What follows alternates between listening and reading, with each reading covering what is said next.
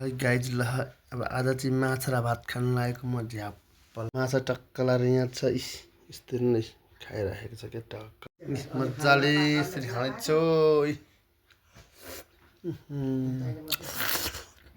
धेरै मिठो हुन्छ मिठो अनि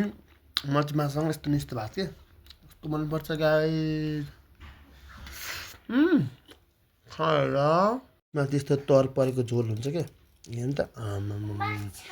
कति मिठो हुन्छ क्या अनि त्यो फेरि खास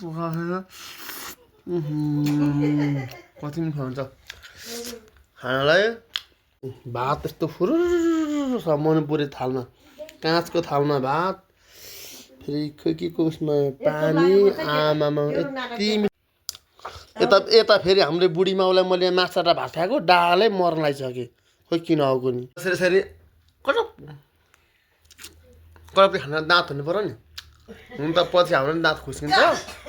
तर पनि जाम खान पाइन्छ नि त्यसरी कस्तो मिठो छ नि गाइस खान आउनु है सबैजना है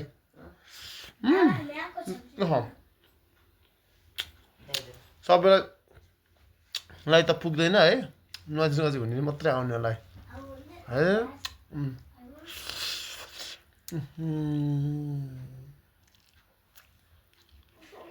खाना त मन लाग्छ यो हड्डी देखेर क्या सट्टा घाट्ने अड्क्यो भने त त्यो डर लाग्छ ल है गाइज